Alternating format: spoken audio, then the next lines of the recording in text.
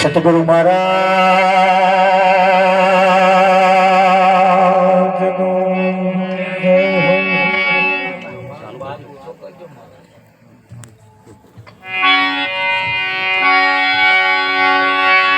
અલખધણી રામદેવજી મહારાજ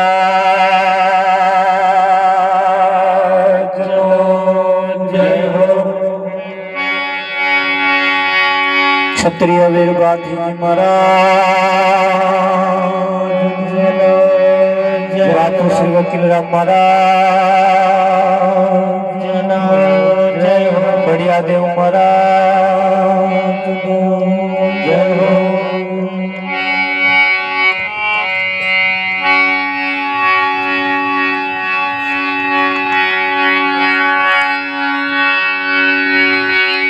સદગુરુ તમારે શરણે નમો।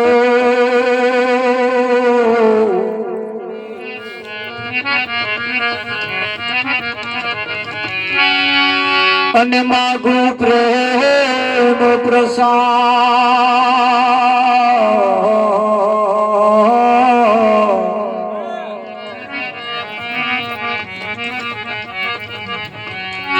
દયા કરીને મોહે દીજીઓ મોહે હરે રસી અમૃત સ્વાદ।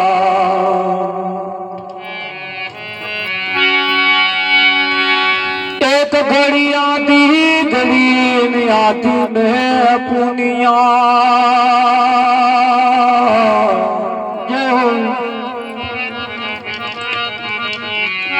तुलसी संगत संत की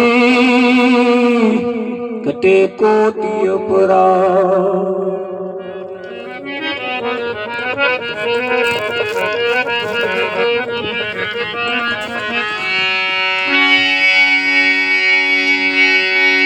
संत समागम ने हरि कथा तुलसी दुर्लभ दो।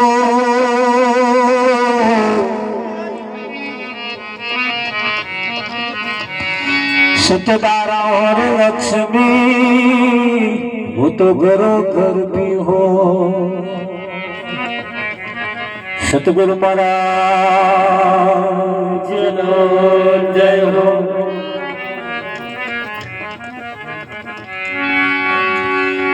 આજનો પાવનકારી પુનિત પ્રસંગ દર વર્ષની જેમ આ વર્ષે પણ અલખધણીના પ્રાંગણની અંદર ગામના તમામ એકબીજાના સાથ અને સહકારથી આજનો આ કાર્યક્રમ આકાર લઈ રહ્યો છે।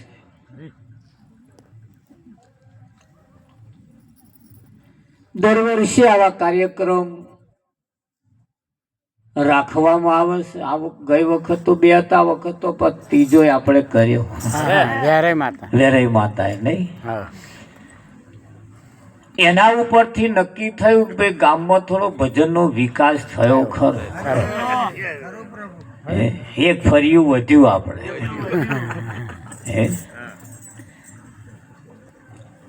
આવું કઈક થાય તારે એમ આપણને પોણી ચઢે ખરું। ખારું બોલેલું કઈક ઉઘરશે ખરું નહીં। હા, ટેકરે પોણી ચઢ્યું, ખાડામાં તો જાય છે પણ ટેકરે પોણી ચઢ્યું। જીવનની અંદર આપણે કઈક આપણામાંથી આવે સાંભળતે સાંભળતે સાંભળતે આપણામાં પણ કઈક એવી ભાવના થાય। ગયા વર્ષે 100 રૂપિયા આલ્યા હોય તો આ વર્ષે 200 રૂપિયા આપવાની ભાવના થાય। 200 રૂપિયા જો આપણે આપીએ તો સમજો પોણી ચડ્યું, ભજન આગળ વધ્યું। સંતોનું તો કેવું એમ છે કે ધન એ સત્યના માર્ગે સદમાર્ગે વપરાવું જ જોઈએ। પરિવાર માટે તો વપરાય છે પણ પરમાર્થ માટે જ્યારે વપરાય ત્યારે એવું કહેવાય છે કે પરમાત્મા પ્રાણી તને પૂછશે તે તારા માટે શું કર્યું, તારે આમાં એક નંબર પાછો આપણો આવવો જોઈએ યથાશક્તિ પ્રમાણે, કે જેની જેની સગવડ હોય એ પ્રમાણે. પણ એમાં આવું જ્યારે આપણે કરતા રહીએ અને કરતે કરતે કરતે જ્યારે કંઈક આવા ભજનાનંદના જ્યારે કંઈક સત્સંગના કાર્યક્રમ હોય એમાંથી આપણે આપણા જીવનને અધોગતિના માર્ગે જતા જીવને સદગતિના પંથે લઈ જવાનું કામ સંતો કરતા હોય છે. અધોગતિના પંથે લઈ જવાનું કામ સંતો સત્યના પંથે લઈ જવાનું કામ કરતા હોય છે. અને અવસાન થયા પછી અને મુક્તિ અલાવવાની કોશિશ કરવી એના કરતા આપણે આપણી જાતે મળે એવું કંઈક કરવું પડે. પાછળ વાળા ખાટલો ભરે આપણને મુક્તિ થાય, સદગતિ થાય. વિઠ્ઠલ મહારાજ એ પેલા એના જેવું ચો પુલી ચો પટો ચો મારી દેવી ભગ ભગ પાણી કાઢે એના જેવું થાય. અને એ પહોંચ્યું કે ના પહોંચ્યું એની શી ખાતરી? એના કરતા આપણે હોઈએ અને કંઈક આવો લાવો લેતા રહીએ. વિઠ્ઠલ મહારાજ અને એને કહ્યું સંતો પોતાની કમાણીએ ઉતરો ભવ પાર. આ આપણી કમાણી છે, આ આપણી કમાણી છે. કેમ કે સંસ્કાર એ તો દરેકના લોહીમાં પડ્યો છે, પણ જેના જેના જેવા જેવા સંસ્કાર હોય એવું એવું પાકે. એક બાપને 3 દીકરીઓ હતી. 3 દીકરીઓએ ના પરણાયા, લગ્ન કર્યા. લગ્ન કરી સાસરે મોકલતી ઘડી એવું કહેવાય છે કે ભાઈ શેર શેર ઘઉં આલ્યા. એટલે આપણે આ વખત તો લગભગ ઘણી વખત કહીએ છીએ આવું. એ ઘઉં આલ્યા પછી એના પિતાએ કહ્યું બેટા હું એક દાડ ઘઉં લેવા આવીશ, તેના આ ઘઉં તમે મને પાછા આપજો. બરાબર. 3 દીકરીઓ સાસરે જઈને એકે મોભારે બોધ્યા, એકે દૈણામ દરી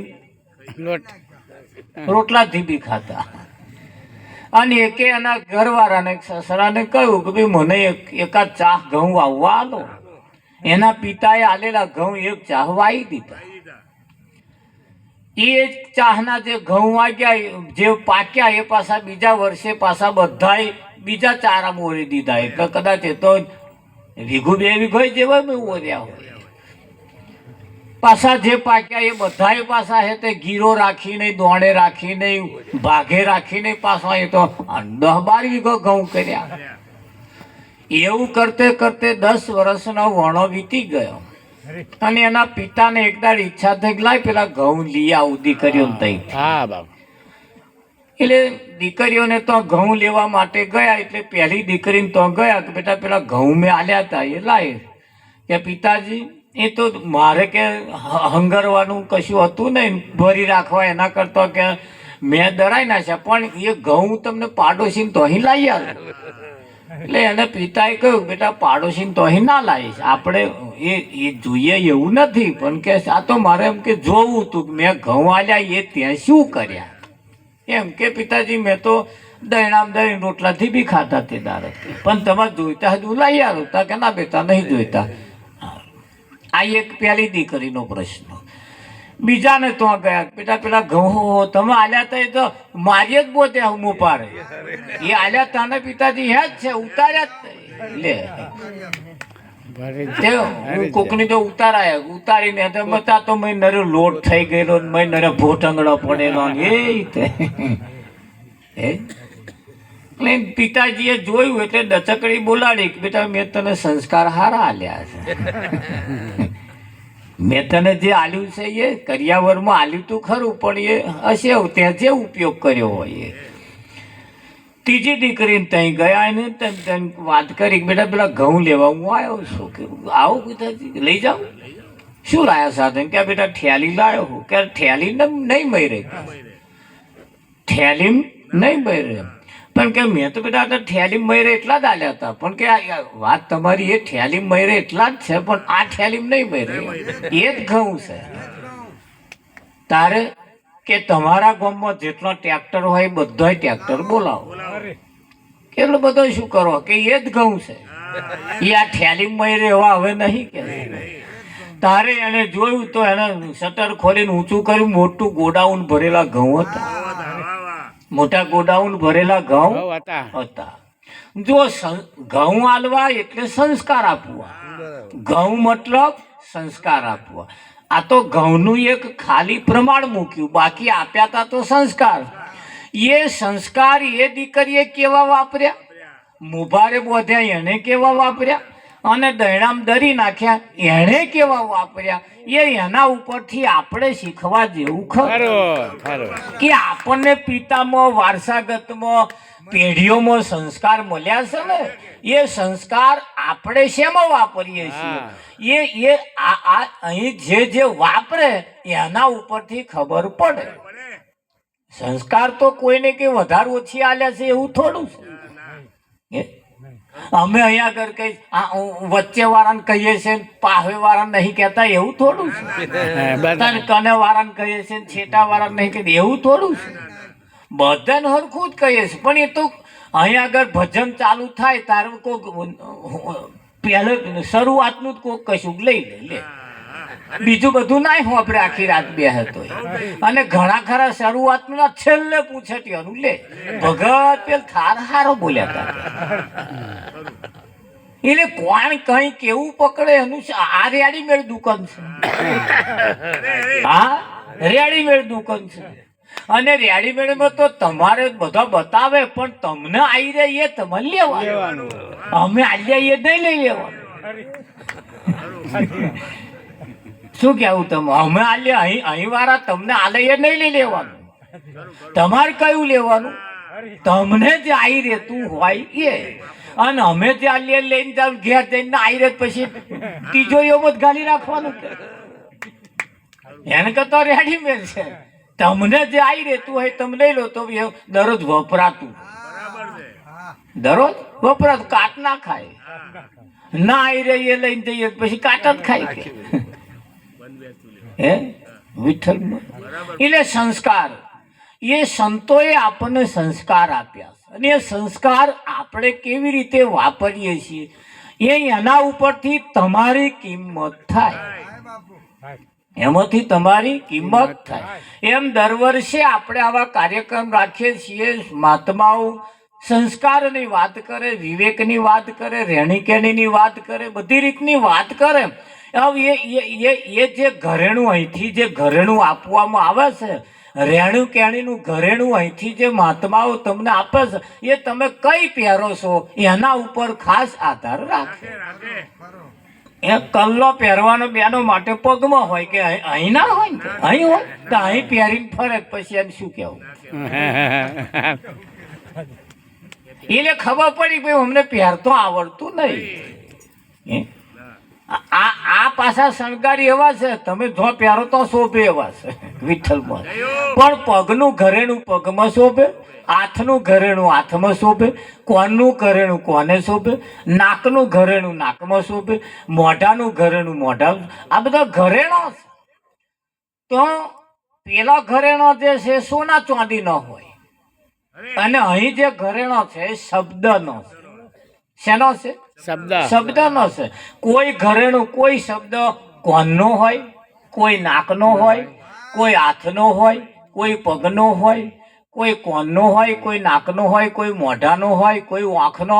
આ શબ્દ રૂપી ઘરેણું જે જેવી જેવી જગ્યાએ જો આવતું હોય તો પહેરે તો એની શોભા વધે, તો એની શોભા વધે.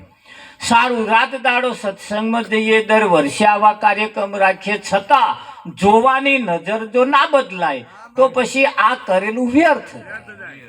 જોવાની આપણી નજર ના બદલાય તો આ કરેલું વ્યર્થ જાય. એટલે આ જોવાનું એ પણ એક ઘરેણું છે, એ પણ એક ઘરેણું છે.